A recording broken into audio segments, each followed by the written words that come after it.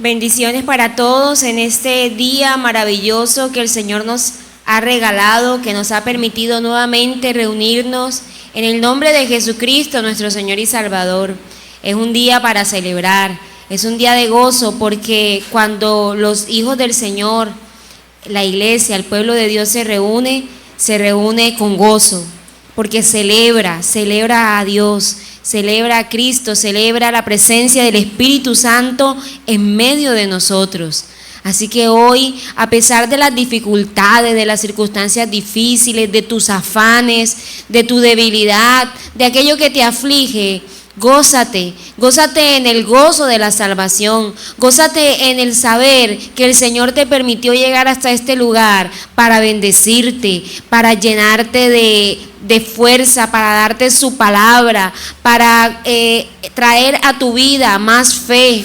Gózate de que el Señor nos escogió, te escogió a ti, te miró con misericordia y hoy tú puedes ser llamado un hijo de Dios.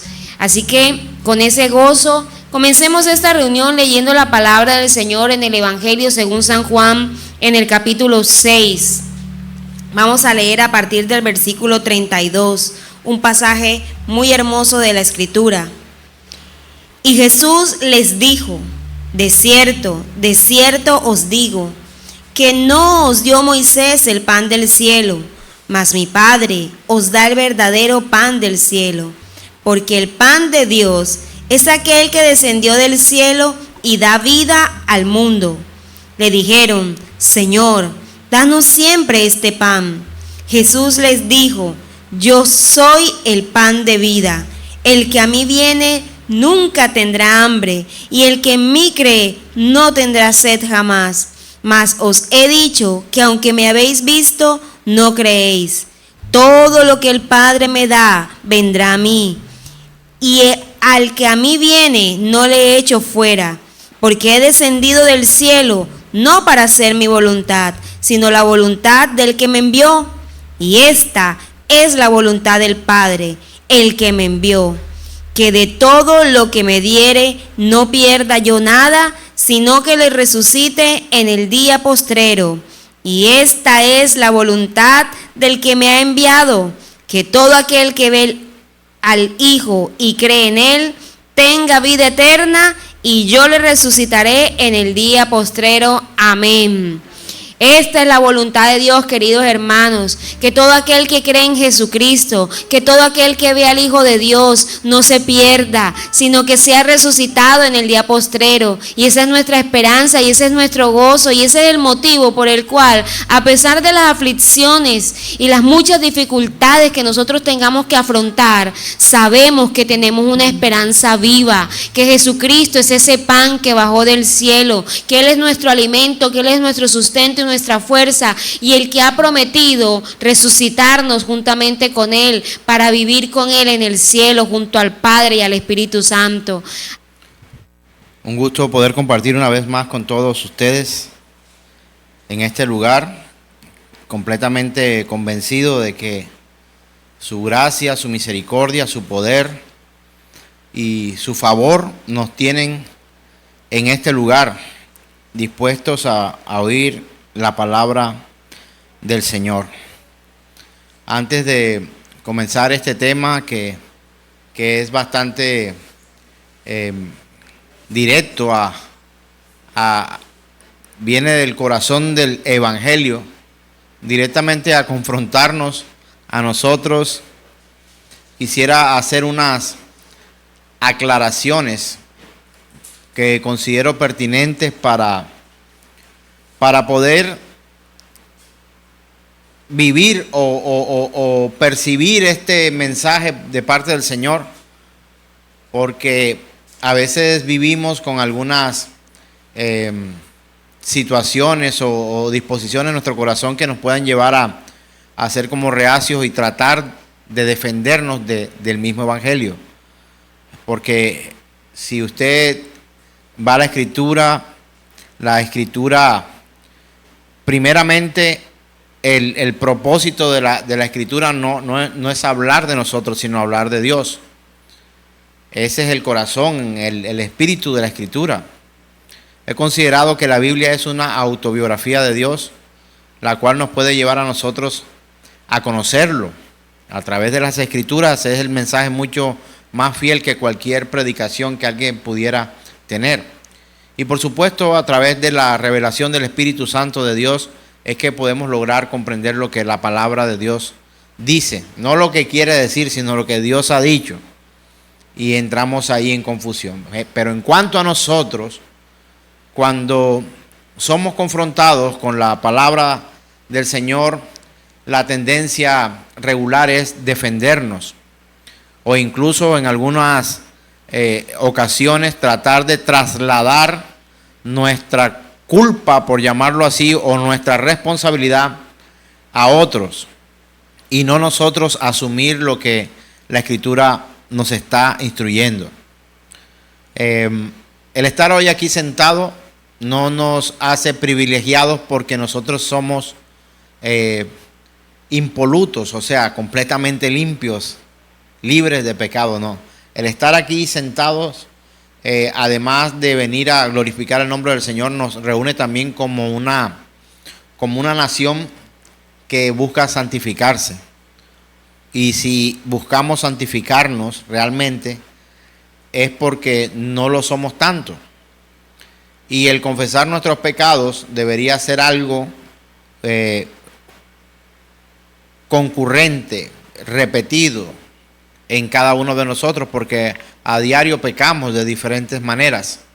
Entonces nos reunimos y la identidad que tenemos como pecadores, aunque por supuesto los pecadores no arrepentidos se alejan de Dios, son alejados de Dios, el pecador arrepentido tiene un acercamiento. Y el hecho de que tenga ese acercamiento y que tenga esa virtud, esa oportunidad de acercarse a Dios, lo hace privilegiado. Privilegiado. Entonces, si usted tiene algo de que arrepentirse y es consciente de ello, el Espíritu de Dios lo lleva a arrepentirse, dentro de esa tristeza debería haber gozo y alegría. ¿Por qué? Porque hemos encontrado la cura para nuestras aflicciones, las aflicciones que trae el pecado. Es como si todos estuvieran, usted va a una clínica o si estuviéramos todos enfermos y vamos donde un médico, pero hubiera el médico que hablara de manera abierta y diría, podría salirte porque tu caso no tiene cura. Y esa persona tendría que salir del lugar, no se va a atender, no se le va a escuchar, no se va a estudiar su caso porque ya no tiene cura. ¿Cómo se sentiría esa persona? Terrible, sin esperanza. Y esa persona seguramente rompería en llanto, se afligiría de una manera profunda, ¿verdad? Pero si el médico que atiende allí o el especialista que atiende allí saliera y se parara enfrente de todos los que están y le dijeran, créanme que de aquí todos saldrán sanos, ¿cómo se sentiría usted? Una felicidad enorme. Pero páselo a esto de buscar al Señor, como dice la Escritura, buscad al Señor mientras pueda ser hallado. Por eso utilizo esta forma de expresarlo. Buscamos al Señor. Por supuesto que Él nos buscó primero. Y amamos al Señor, por supuesto, porque Él nos amó primero. Pero hoy yo estoy parado acá para decirles, como el segundo médico, que aunque vengamos con tristezas y aflicciones, puedo decirles, hay una cura. Tú hoy puedes salir de este lugar completamente sano y salvo en el nombre del Señor. Porque la sanidad no solamente de lo físico. Hoy estoy parado acá bajo condiciones de salud un poquito afectadas. Mis huesos, hay días en que no me funcionan de la manera que quiero. Y como otros hombres de Dios, a pesar de buscar al Señor, la enfermedad también toca la puerta. Yo no sé si salga caminando mejor de como entré a este lugar. Sin dolor quizá. pero estoy completamente convencido que saldré de este lugar con mi corazón y mi alma completamente sana, porque vine a ser tratado por Dios en este lugar. Tratado por Dios. Él, quien te enseña la palabra, quien te guía en tu conocimiento, quien te revela su bondad, hoy quiere sanar nuestras vidas, nuestras almas. Y si Él quisiera, aún también nuestros cuerpos. La promesa de Dios más grande que hay es la salvación. Las otras cosas son añadidas, porque aún de algo vamos a morir un día. Y que el día que partamos de esta tierra podamos irnos nosotros y aún los que quedan experimentando el gozo que Dios da. Amén. Entonces sé que quizás las aflicciones del cuerpo no puedan ser arrancadas de tajo así. Si Dios quiere, ocurrirá un milagro físico, material, en nuestra salud, en nuestra finanza, en nuestra familia. Son cosas que de hecho son pasajeras. La salud tiene un término, tiene fecha de caducidad, pero la salvación es eterna. Y por ello quiero que sepa hoy y recuerde de una vez y para siempre que usted y yo estamos acá. Como algunos pecadores dicen, la iglesia está llena de pecadores, de hipócritas, de etcétera. Sí, pero venimos hoy a poner nuestras cargas delante de Dios y a pedir perdón por nuestros pecados, si quizás no lo hiciste en casa. Y la vida del cristiano debe ser constantemente sometida al arrepentimiento para poder alcanzar esa plenitud en el Señor. Y la Escritura habla del Señor que crecía no solamente en conocimiento, sino también en gracia para con Dios y para con los hombres. Así que tenga la plena certeza que el hecho de ser confrontados con la Escritura, en vez de afligirnos, debería darnos gozo y traer a nosotros alegría absoluta. Absoluta. Pecador, ¿quién es? Todos. ¿Quién está sentado acá? Pecadores. Una reunión de pecadores. Pero nosotros nos gozamos en el Señor. ¿Por qué? Porque si el médico saliera del consultorio o si te atendiera a ti particularmente o le dijeran a todos los que están sentados allí, su situación no tiene cura, usted queda sin esperanza y solamente va a esperar la muerte. Pero si el médico da un anuncio público diciendo tu enfermedad tiene cura, tú estarías gozoso. Eso no quitaría la enfermedad, ¿sí o no? El que el médico dijera, la enfermedad que tú tienes tiene cura, no te la quita, pero tienes que ser ¿qué? Tratado. Necesitas ser tratado, pero con la certeza y la esperanza de que la enfermedad por la cual muchos de nosotros hemos venido hoy aquí o nos hemos acercado a Dios, Él dice en su palabra que tenemos cura, tenemos esperanza.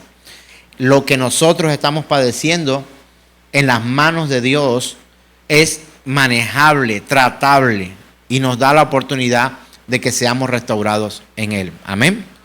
Y vamos a ser confrontados con la Escritura. Por eso le ruego que ore conmigo y que el mensaje que hoy viene no sea para el vecino ni para el que quedó en casa, sino que sea de edificación para nosotros. Amén. Señor, suplicamos tu favor en esta hora y pedimos que tu misericordia nos pueda llenar, que la revelación de tu palabra nos pueda confrontar de acuerdo a tu voluntad y que podamos comprender el mensaje que has dado a la humanidad. En este momento, Señor, te suplico, podamos ser usados, Señor, para traer el mensaje conforme a tu voluntad y que la gloria siempre ha sido y será tuya. Y la iglesia dice amén. El tema que hoy he traído para compartir tiene por título Confesados. Pregunto, ¿quién tiene la necesidad de confesarse? Vamos a hablar en términos incluso tradicionales religiosos. ¿Quién se confiesa? ¿Y por qué se confiesa? ¿Quién se confiesa? Empecemos por ahí. El pecador. De pronto no todos nos confesamos, pero algo cierto sí es, todos sí somos pecadores. Ya sabemos que se confiesa ¿quién? El pecador. ¿Ante quién debe confesarse el pecador? Ante Dios. Pregunto, ¿habrá necesidad de confesarse ante los hombres?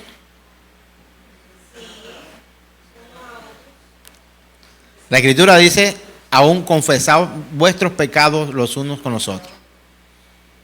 ¿Y de qué estamos hablando? De las ofensas que proferimos, no solamente que digamos que hieren a la persona y hieren a Dios, o que hieren a la persona y deshonran a Dios. Cuando nosotros tomamos nuestras vidas y la hacemos parte de esa voluntad de Dios, dentro de esa voluntad de Dios está también que confesemos nuestros pecados los unos a los otros. Es como una antesala para poder ir rumbo al pedirnos perdón unos a otros. Entonces, necesitamos confesarnos. Ahora, quien no se confiesa con un hombre está limitado a ser rechazado por Dios. No lo excluye, pero sí muchas veces es necesario que nos confesemos unos a otros, y más cuando hemos sido dañinos con otras personas, porque de seguro es la puerta para encontrar no solamente el perdón, sino también la libertad espiritual. La Biblia que leo dice que el que se sujeta o se somete a algo viene a ser esclavo de ese algo o de ese alguien. Y si estamos sujetos al pecado, venimos a ser esclavos del pecado. Esclavos del pecado. Pero cuando nosotros confesamos nuestros pecados, la Escritura dice que Él es fiel y justo para perdonar y limpiarnos de toda maldad. ¿Quién? El Señor. Entonces, el arrepentimiento no solo implica que haya tristeza interna en el corazón, sino también es necesario que haya un reconocimiento personal y en algunos casos público de lo que nosotros hemos hecho de manera equivocada. Cuando tú incluso has visto, leído o has experimentado el que se esté acusando a alguien, esa persona muchas veces necesita un ¿qué? Para ser defendido, un abogado. Pero el abogado se vale de ciertas otras cosas y necesita también encontrar incluso personas que le puedan servir a él como ¿qué? Como testigos, como personas que, y necesita pruebas también para poder presentar delante de un juez. Y cuando un testigo llega a un estrado judicial, ese testigo tiene que hacer una confesión pública de lo que él vio, sabe o conoce de esa situación. Y sabe algo, no solamente tenemos el mejor juez, sino también el mejor abogado. Dice la Escritura que tenemos abogado para con Dios, Jesucristo, nuestro Señor Jesucristo. Ahora, si usted aún está pensando en esto de confesar nuestros pecados los unos a los otros, ¿puedo confesar mis pecados a alguien que no he dañado? La respuesta es sí. Si considero que esa persona me puede ayudar, me puede guiar, me puede instruir para poder llevar una mejor vida y por supuesto, ojalá sea alguien que pueda dirigirte hacia Dios. Es una buena estrategia o una buena salida o una buena oportunidad cuando estamos siendo confrontados con el pecado. Pero algo que debemos tener en cuenta es que la palabra de Dios debe ser garante en medio de toda confesión de una persona creyente. La gente no va a necesitar, que no cree, no va a necesitar la palabra, no la va a querer usar nunca. Pero nosotros necesitamos exponernos ante no solo el consejo puede ser muy bueno, pero puede ser no el deseo de Dios, sino que tenemos que tener argumentos para poder guiar a otros. Y el argumento no es yo opino, yo pienso, yo considero, sino que debemos centrarnos en ¿qué? En la palabra de Dios, que es al final el pensamiento de Dios y la voz de Dios que nos puede dirigir a nosotros para que nuestras culpas, al confesarlas, podamos ser librados conforme a su voluntad. Yo quiero que certifiquemos esto con la escritura en Hebreos capítulo 4, verso 12. Hebreos capítulo 4, verso 12 dice de la siguiente manera: porque la palabra de Dios es viva y eficaz y más cortante que toda espada de dos filos. Penetra hasta partir el alma y el espíritu, las coyunturas, los tuétanos, y discierne los pensamientos y las intenciones del corazón.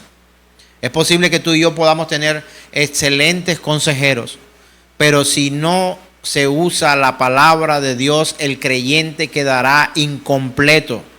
No comprenderá la realidad de su error, de su pecado, de su maldad, y lo que va a encontrar en otros sencillamente serán pañitos de agua tibia para seguir su vida como si nada hubiera pasado, pero sí ha pasado. No encontrará perdón. Alguien puede encontrar paz y tranquilidad, pero no perdón. Esa paz y esa tranquilidad durará poco. Porque en el ser humano Dios colocó un espacio para que él fuera colocado en primer lugar. Y muchas veces hemos anhelado colocar en ese primer lugar a nuestra esposa, a nuestros hijos, a nuestro cónyuge, al trabajo, al dinero, al deporte, a la riqueza, a cualquier cosa. Y sabe, ayer hablaba con mi esposa y yo le decía, colocar a alguien en el primer lugar cuando ese lugar lo tiene Dios es como lanzar cosas a un agujero negro, así como nunca alcanza. Por muy grande que tú le tires algo a ese espacio para llenarlo, no lo vas a poder llenar, porque Dios es en todo y en todos. Es tan omnipotente y tan magnífico y tan grande y enorme Él completamente, que no hay algo que pueda llenar ese espacio en el corazón del hombre. Por eso el hombre puede tener tantas cosas y decir, pero me siento vacío.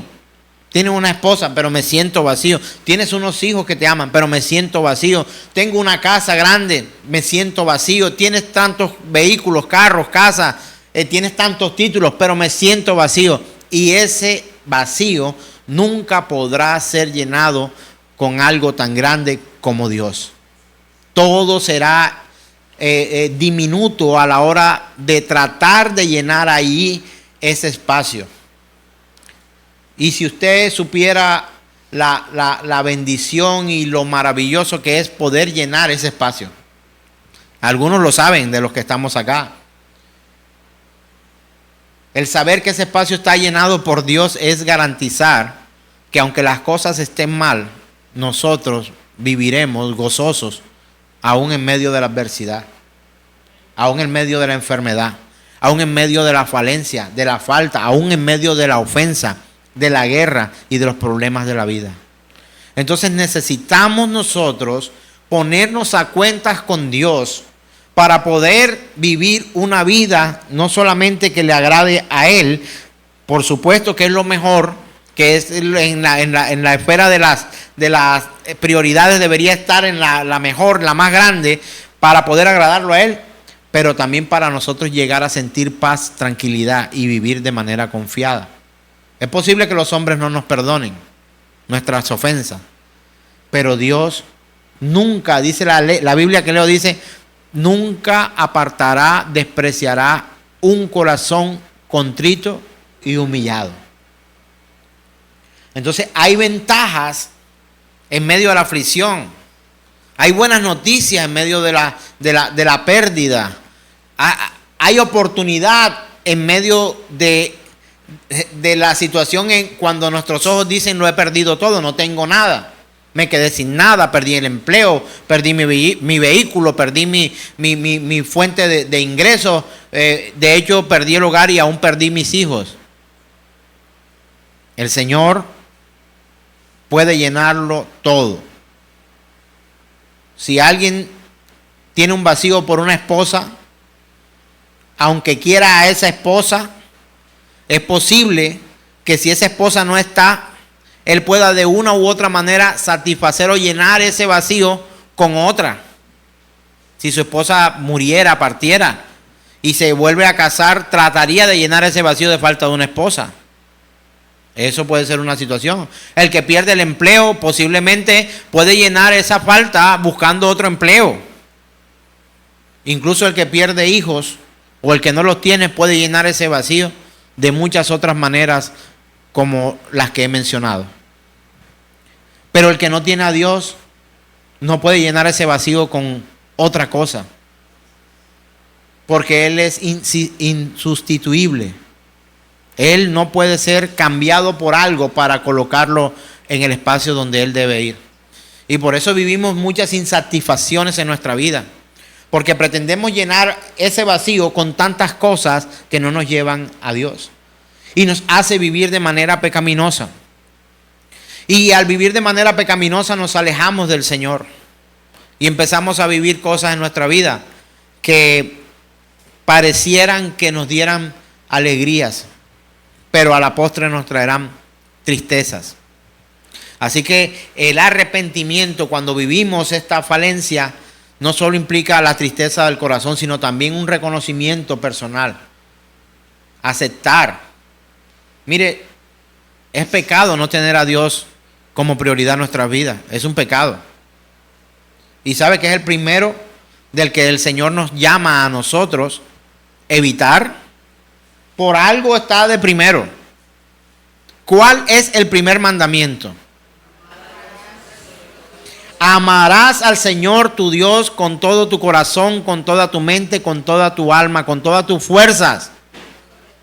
Sobre todo lo existente.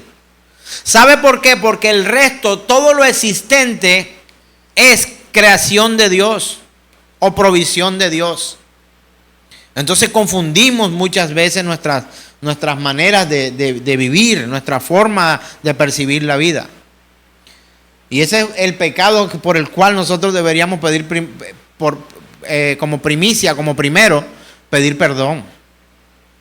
Porque en medio de nuestras falencias hemos tratado de llenar nuestros vacíos, el vacío del hogar, el vacío del trabajo, el vacío de la vida, el vacío de la satisfacción, el vacío sexual, el vacío mental, los vacíos físicos, materiales, con cosas que no son Dios. Pero la palabra de Dios dice: amarás al Señor tu Dios con todo tu corazón, con toda tu mente, con toda tu alma, con toda tu fuerza, sobre todas las cosas. Y cuando hay algo ahí ocupando el lugar que no pertenece, inmediatamente todo el resto de las prioridades que tú y yo tenemos en la vida estarán desfasadas en lo absoluto. Si lo primero que tienes está mal puesto, lo demás obviamente estará mal puesto. Y por eso la Escritura nos llama a nosotros a eso. Y la primera petición, Dios quiere pedirle algo al hombre, para eso envía los mandamientos. Y quiere tratar al hombre y decirle: mira, las prioridades tuyas van a ser estas. Número 1, me amarás sobre todo. Y quizá usted hoy y a mí nos puede quedar muy fácil decir: no es que yo amo a Dios sobre todas las cosas. Yo podía preguntarte de manera gráfica: ¿verdad?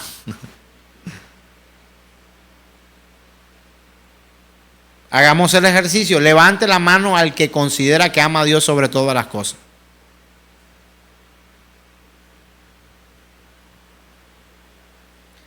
Y si preguntara, levante las manos los que no tienen a Dios como primicia, como para amar sobre todas las cosas. ¿Quiénes de los que aquí estamos podrían levantar la mano? ¿Y sabe por qué no la vamos a levantar? Porque nos avergüenza.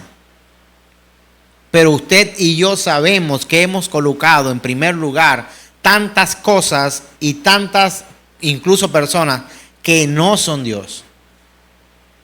Y cuando Dios no está en primer lugar, tú acabas con negocio, acabas con matrimonio, acabas con salud, acabas con hijos, acabas con todo lo que tú quisieras, porque lo principal de tu vida no es Dios.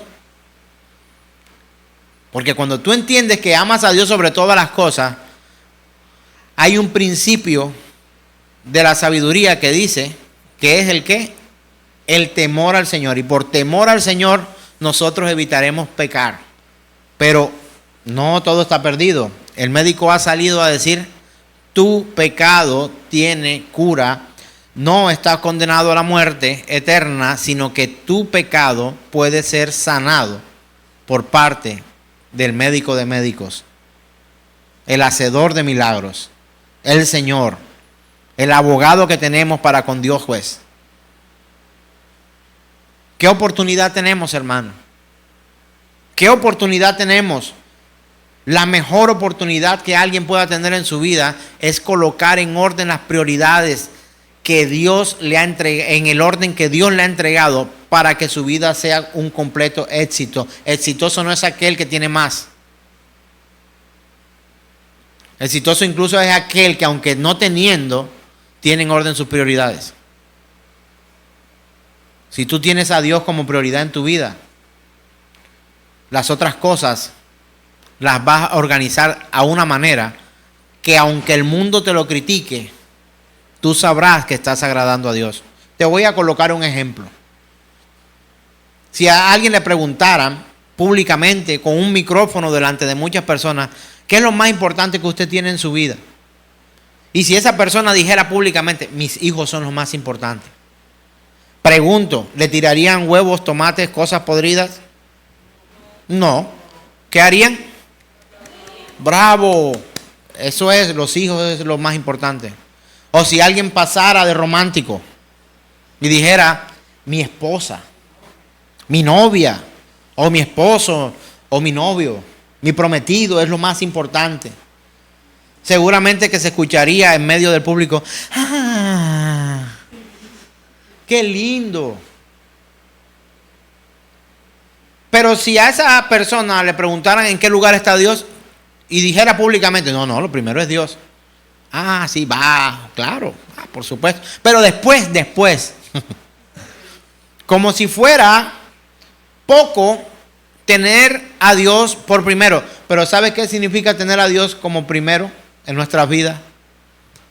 De hecho, también cohibirnos de cosas. De hecho, también tener que renunciar a situaciones, a cosas, a privilegios. Sencillamente porque tenemos temor a Dios. Entonces, ¿a dónde nos lleva la Escritura en la medida que caminamos para conocer al Señor? A que nosotros los pecadores debemos vivir vidas de arrepentimiento. Y una de las evidencias que hay de una persona arrepentida es que esa persona confiesa su maldad. Y muchas veces nosotros nos quedamos callados. No lo tengo en las diapositivas, pero quiero que escuche lo que dice el Salmo capítulo 32. Si tiene su Biblia, ojalá que sí, a la mano, el Salmo 32, la voy a leer en la nueva versión, o en la nueva traducción viviente. Me encanta mucho esta. Hay otras más, pero hoy quiero leerla en la nueva traducción viviente. Dice la Escritura: oh, qué alegría para aquellos a quienes se les perdona la desobediencia, a quienes se les cubre su pecado. Sí, qué alegría para aquellos a quienes el Señor le borró la culpa de su cuenta. Los que llevan una vida de total transparencia. Y dice el verso 3, mientras me negué a confesar mi pecado, mi cuerpo se consumió y gemía todo el día. Día y noche tu mano de disciplina pesaba sobre mí. Mi fuerza se evaporó como agua al calor del verano. Finalmente te confesé todos mis pecados y ya no intenté ocultar mi culpa. Me dije, le confesaré mis rebeliones al Señor. Y tú perdonaste. Toda mi culpa desapareció. Por lo tanto, todos los justos oren a ti mientras aún haya tiempo, para que no se ahoguen en las desbordantes aguas del juicio. Porque tú eres mi escondite. Me proteges de las dificultades. Me rodeas con canciones de victoria. El Señor te dice, te guiaré por el mejor sendero para tu vida. Te aconsejaré y velaré por ti. No seas como el mulo o el caballo que no tienen entendimiento, que necesitan un freno y una brida para mantenerse controlados. Muchos son los dolores de los malvados, pero el amor inagotable rodea a los que confían en el Señor. Así que alégrense en el Señor y estén contentos ustedes los que lo obedecen. Griten de alegría ustedes de corazón puro. Amén. ¿A usted no le parece una buena noticia esto? Pero ¿qué le pasaba a aquel salmista antes de confesar su pecado? Se enfermó, gemía todo el día, vivía abrumado, vivía afligido, vivía triste. Hermanos privilegiados, tenemos la oportunidad de confesar nuestros pecados, no solo a los hombres, sino al Dios Todopoderoso, para poder encontrar en Él la paz que tanto anhelamos y llenar el vacío que creemos y decimos tener, que habíamos pretendido llenar con todo aquello que no es Dios. Entonces cobra un poco de sentido nuestra prédica anterior, que se llama una alegría en medio de la tristeza. Puedes encontrarla en YouTube, el tema anterior, y vas a encontrar que aún los pecadores, los que hemos sido afligidos por nuestro pecado, en medio de esa aflicción tenemos una alegría escondida de la cual podemos nosotros disfrutar. ¿Y cuál es esa? El arrepentimiento. Hay una tristeza que Dios ama, ¿sabe? Hay una tristeza que Dios ama. Y es aquella tristeza que padecemos los que sabemos que hemos ofendido a Dios y nos duele.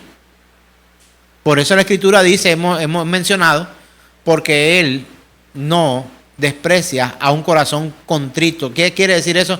Que tiene tristeza. Contrito es que posee tristeza. Y humillado. Pero la humillación de este mundo a veces pareciera que nos doliera mucho más que la humillación que deberíamos tener nosotros, postrarnos ante Dios y decirle: Señor, soy culpable, sé propicio a mí, yo soy pecador. Esa tristeza muchas veces no la hemos considerado. Y tenemos en desorden por completo las prioridades de nuestra vida y de hecho las prioridades de nuestras tristezas. Lloramos porque se nos barra el carro, el auto. Lloramos o nos entristecemos porque perdemos el empleo. Lloramos porque perdemos un dinero, porque perdemos un negocio. Nos afligimos porque aún nuestros hijos o nuestra pareja nos falta. Pero ciertamente nos afligimos porque hemos ofendido al Señor. Solamente lo hace un verdadero creyente, al que se le ha predicado el evangelio verdadero, que debe saber que dentro aún de sus prioridades, lo primero que debe hacer es amar a Dios sobre todas las cosas, con toda su alma, con toda su mente, con toda su espíritu, con todas sus fuerzas. Entonces el arrepentimiento viene a cobrar un valor mucho mayor que el que antes tenía. Así que, hermanos, el arrepentimiento bíblico siempre implicará asumir la responsabilidad de nuestros actos, de nuestros hechos, de lo que somos, de lo que decimos, de lo que hacemos. Ese es el arrepentimiento del que habla la Escritura. Pero dígame usted cuál es la tendencia en nosotros cuando somos acusados de algo. Vamos a los abuelos Adán y Eva. Empecemos por ahí, los dos primeros hombres de la humanidad.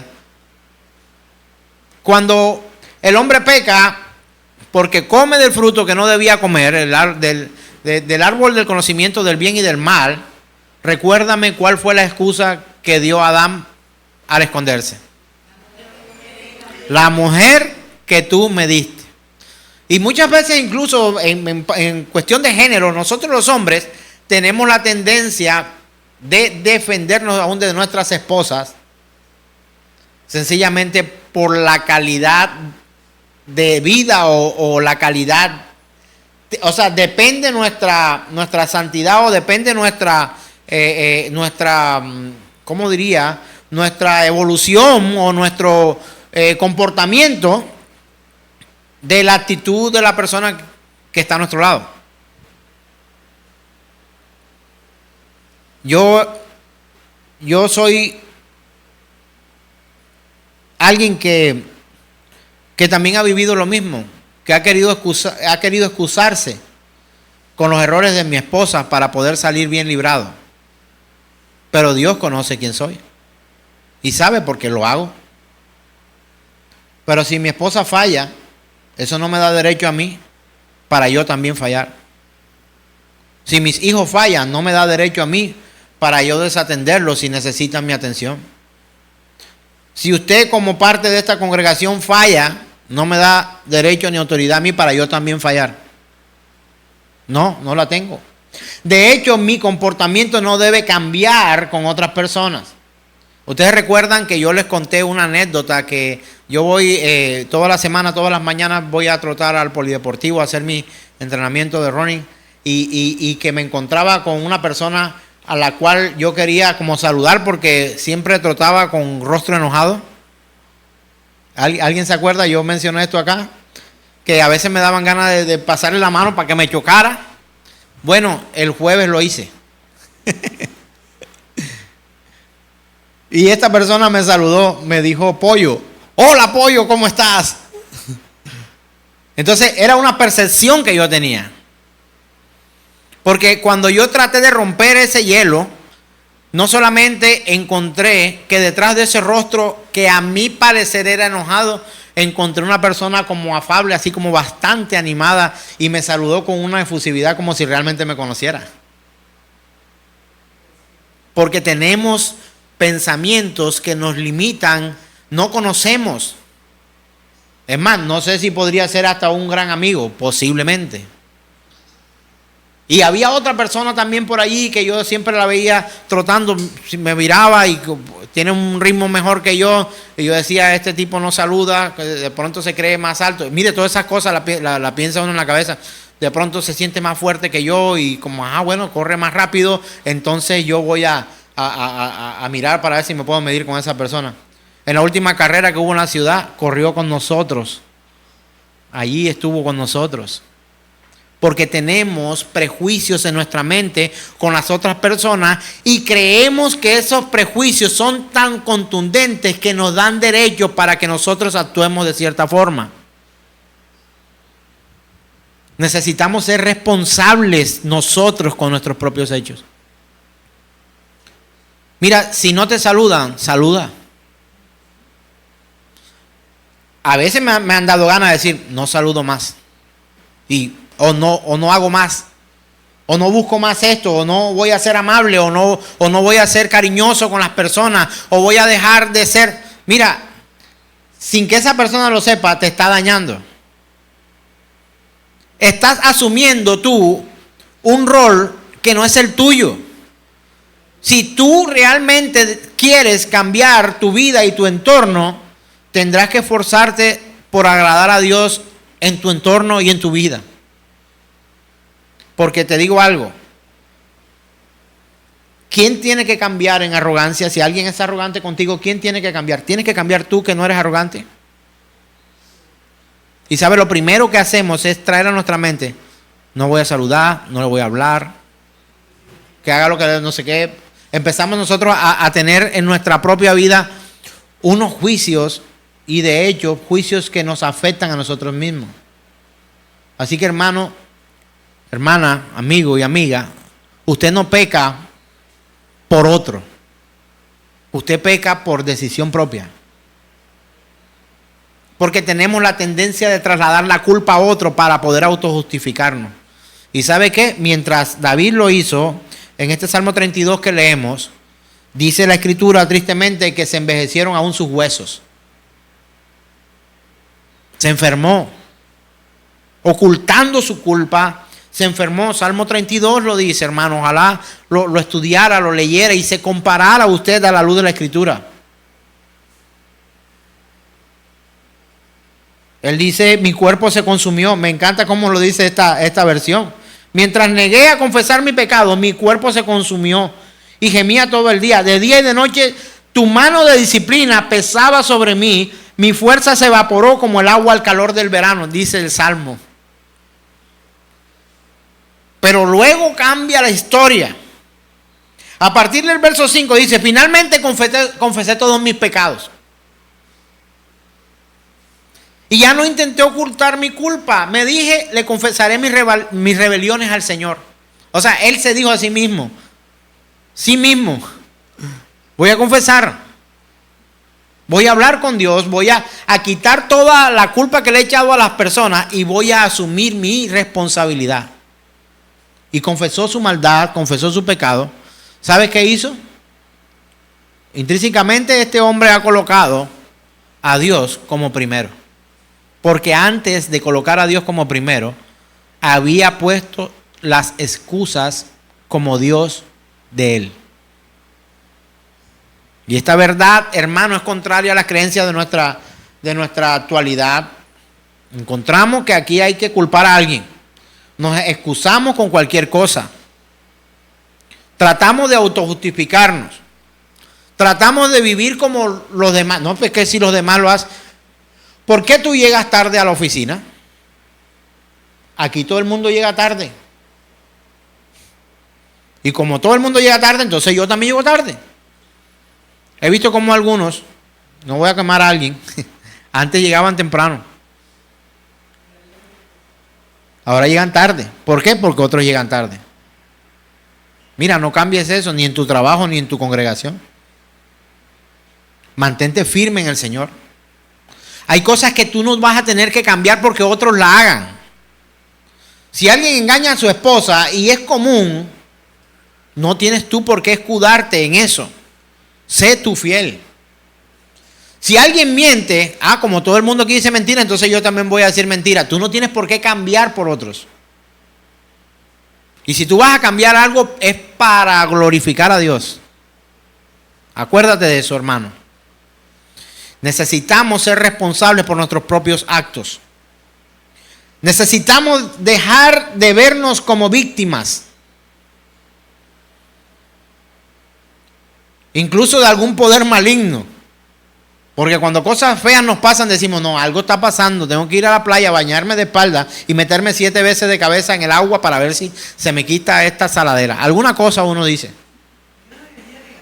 Una energía negativa, los espíritus chocarreros, cualquier otra cosa. Pero hay algo que está trayendo daño a mi casa, pero no soy yo. Cualquier otra cosa, te inventas lo que tú quieras. Es que ya entramos al mes de octubre y octubre es pesado, hermano, pesadísimo. Porque este es el mes de la bruja. No es el mes de la bruja, es el mes de la Biblia. Entonces, podrías acusar a las circunstancias o a tu fea manera de vivir, de todo lo terrible que pueda llegar a pasar. Y cuando digo la circunstancia, la digo como consecuencia de nuestras decisiones mal tomadas, para decir que este mes nos va a ir mal a nosotros. ¿A quién le va a ir mal este mes? A mí no. A mí me va a ir como Dios quiere. Esa es mi fe y mi esperanza. Octubre será maravilloso desde hoy primero hasta el 31 de octubre será maravilloso porque de Él dependo de Dios. Él quiere lo mejor para nosotros. Aun cuando eso signifique que tengamos que sufrir algunas cosas para disciplinarnos, para guiarnos, incluso para ayudarnos a cerrar la puerta que habíamos abierto premeditadamente o a golpes o a patadas y cerrar esa puerta e irnos a abrir la puerta que Él nos abre delante de nosotros. ¿Qué puerta hoy está abriendo Dios en tu vida? Dígame a ver. Piénselo un poco. Dígame a ver.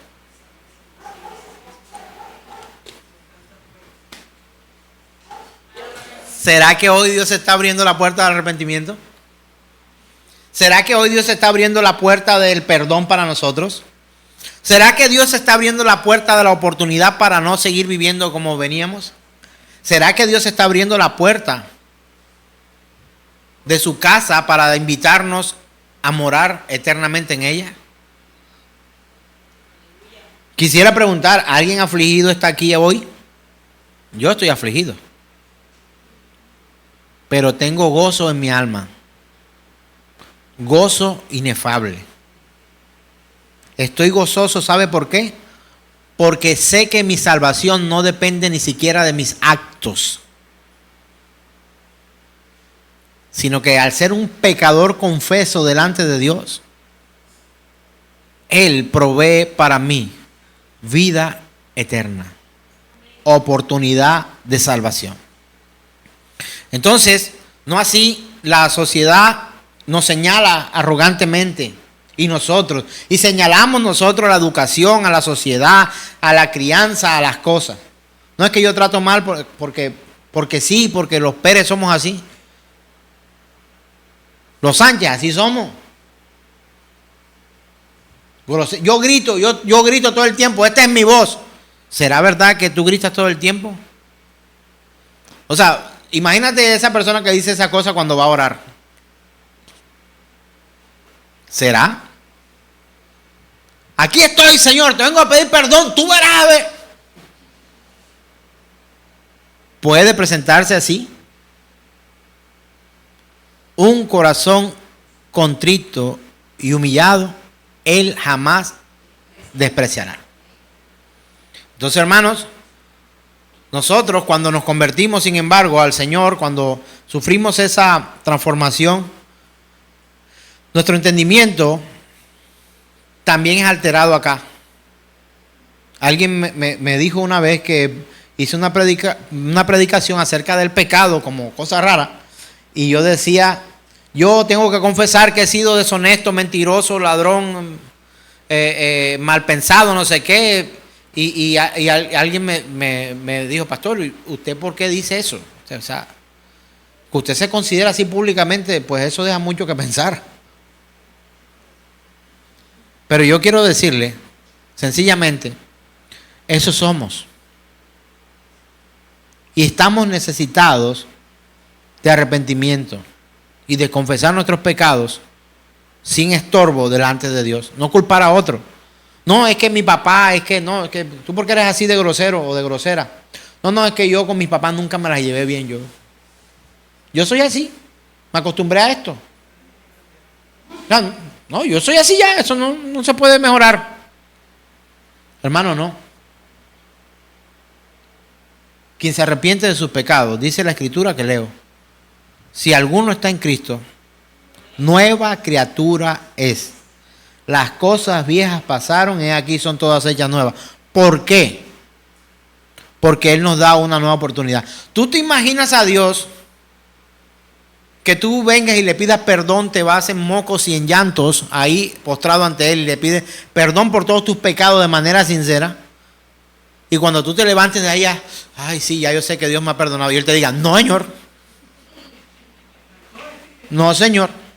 Te perdoné esto y esto, pero lo otro no. Suele ocurrir en algunos matrimonios, ¿no? Suele ocurrir en medio de las amistades que tenemos. No, es que yo a usted lo quiero mucho, pero usted es un degenerado. Te perdono esto y esto, pero esto no te lo voy a perdonar. Al que más se le perdona, ¿qué dice la Biblia? Más ama. ¿Sabe por qué yo amo tanto a mi esposa? Porque le he perdonado todo. ¿Y sabe por qué ella me ama a mí? Porque me ha perdonado todo. Y cuando son cosas serias, perdonar nos hace fuertes, nos une más. Mi esposa, no le recuerdo la última vez que me haya dicho, es que tú la vez pasada. Ella renunció a eso. Y yo también. Y lo intento porque es una cosa tremenda en la mente y en el corazón, que uno guarda los resentimientos y los tiene allí para esperar la primera oportunidad y ¡boom! Explotar. Y decir. Los matrimonios que duran tienen un largo repertorio de perdón mutuo. Los matrimonios que duran no son aquellos que nunca se han ofendido. Son aquellos que aun cuando se han ofendido, han perdonado y han seguido adelante sus vidas.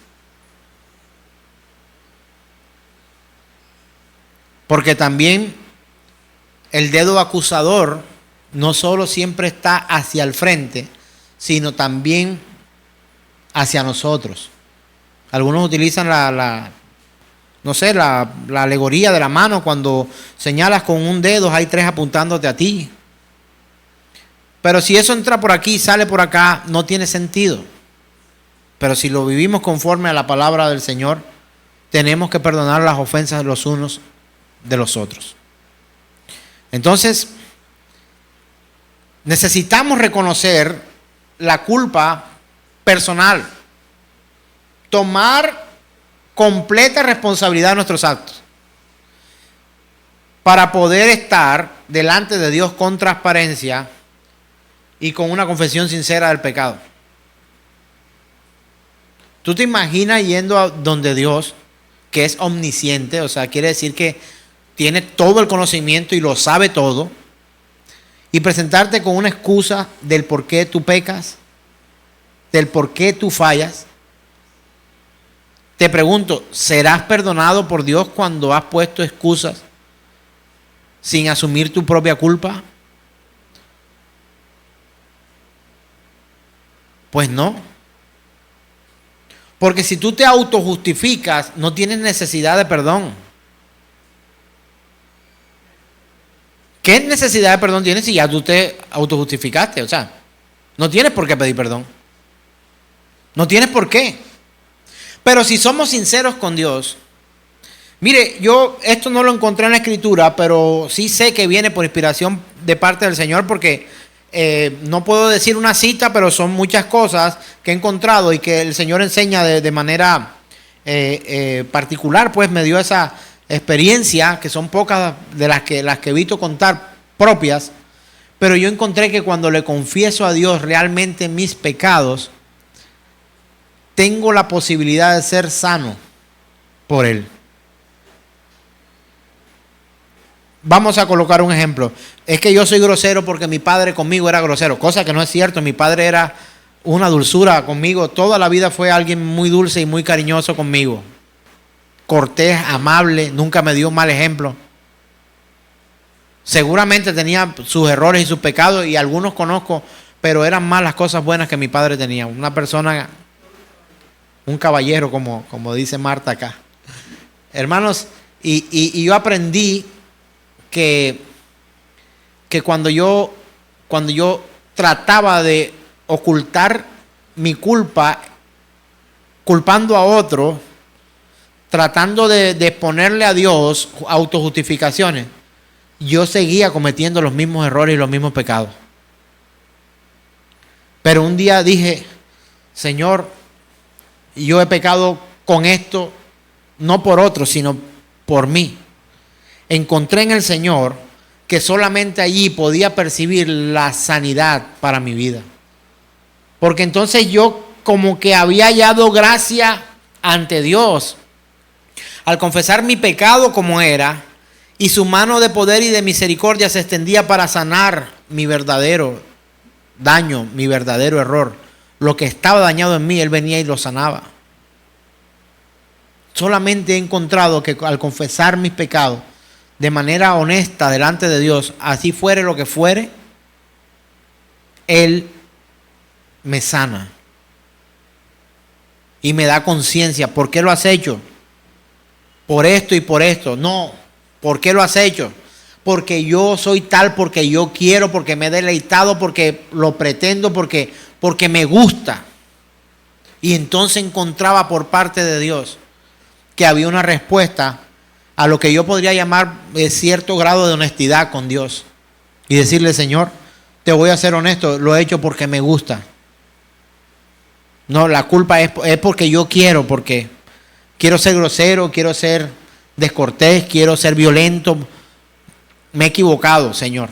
Y solamente cuando le he confesado a Dios la verdad, el salmista también lo dice en el Salmo, mientras callé se envejecieron mis huesos. Y era un gemir todo el día. La mano sanadora de Dios se posa sobre aquellos que son capaces de confesar sus faltas, sus errores, sus culpas. Entonces solamente Dios puede venir a sanar ahí. Pero entonces si tú vienes con mentiras, con autojustificaciones, Dios tiene que tratar en ti la mentira y la autojustificación antes de sanarte, realmente lo que te lleva a cometer ese tipo de pecados. En confesar hay libertad. ¿Usted no le ha pasado que usted tiene un problema gigante, que usted no sabe qué hacer porque usted ha cometido un error, y usted va y habla con alguien y se siente como más liviano luego?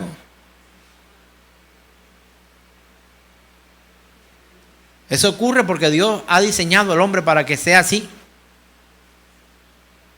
Y el salmista lo entendió, dice, mi pecado te declaré. Y encontramos a alguien que llora, que sufre, que gime, y al confesar sus pecados de un momento a otro, canta, salta, baila de alegría y llama a los otros para que se glorifique el nombre del Señor. Entonces, hermanos, miren lo que dice el Salmo capítulo 51, verso 3. Porque yo conozco mis rebeliones y mi pecado está siempre delante de mí. Pregunto, ¿así es tu oración? ¿Así es tu oración? Yo reconozco mis rebeliones y mi pecado siempre está delante de mí. ¿O decimos como Adán de Eva? No, es que yo estaba enojado, es que tengo razón de estar enojado. Tengo derecho de enojarme y tengo derecho de gritar. ¿Por qué? Porque tengo razón.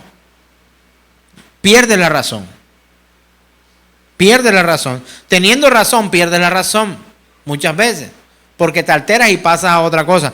Pero este hombre está diciendo, yo reconozco mis rebeliones y mi pecado está siempre delante de mí. Y dice, contra ti solo he pecado y he hecho lo malo delante de tus ojos, para que seas reconocido justo en tu palabra y tenido por puro en tu juicio. ¿Sabe qué está diciendo aquí este hombre? Está diciendo que él es un pecador que merece ser castigado. Y está diciendo que él, comparado con el Señor, es injusto. No soy justo, justo solo eres tú. Y dice, y tenido por puro en tu juicio. ¿Sabe qué le está diciendo al juez? Juez, tú no te vas a equivocar, pero yo quiero decirte que la culpa es mía. Dicho de otra manera, y quizás usando artilugio, le está diciendo, juez, tú no tienes que condenarme por emitir tu juicio. Si tú me condenas, me vas a condenar porque yo te dije lo que soy. ¿Y sabe qué ocurre con Dios cuando eso pasa? Siendo Él justo, luego quien te justifica es Él. Y perdona tu pecado.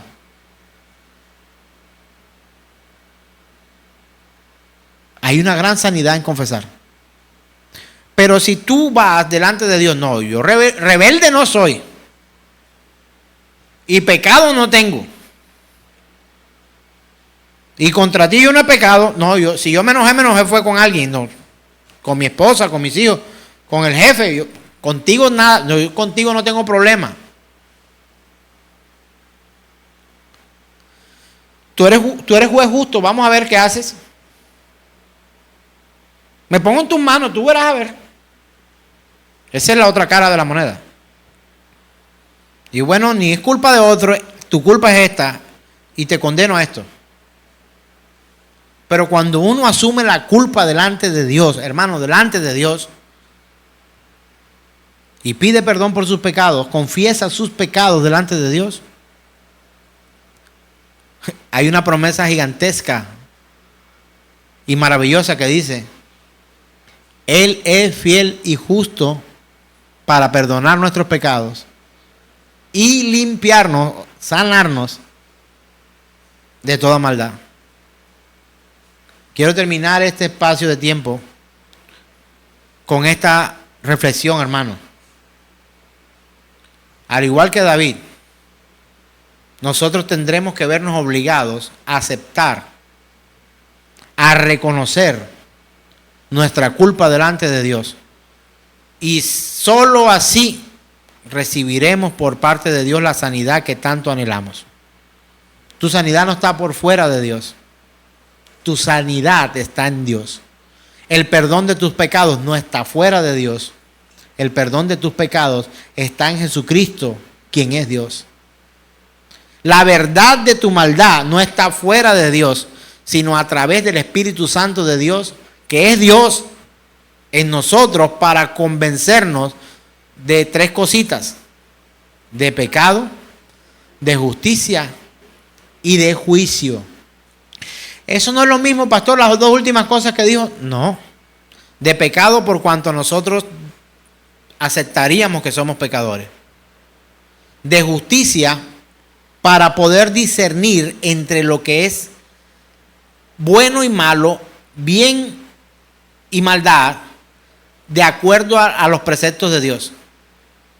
Y juicio, porque conforme al juicio que Él emita, seremos absueltos o seremos condenados.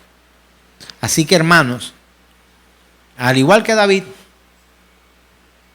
tomemos ejemplo de la Escritura para que cuando vayamos a Dios podamos ir con toda honestidad y aceptar y asumir nuestra culpa y nuestros verdaderos errores y los pecados que hemos nosotros cometido. Solo así vas a encontrar sanidad, salvación, libertad. Quiero graficártelo así para terminar. Si cometiera una falla, ¿con quién? Bueno, con un hermano acá. Le he fallado a mi hermano. Y al fallarle a mi hermano, yo le fallé en 5 cosas. Todas terribles, pero hay una que es más terrible y por miedo yo no se la confieso. Solo le pido perdón por 4 cosas terribles. Y cuando llego donde mi hermano a pedirle perdón, él me dice: no te preocupes, amigo, yo te perdono todo. No ha pasado nada. Hagamos un borrón y cuenta nueva. ¿Cómo te irías a casa con ese quinto guardado?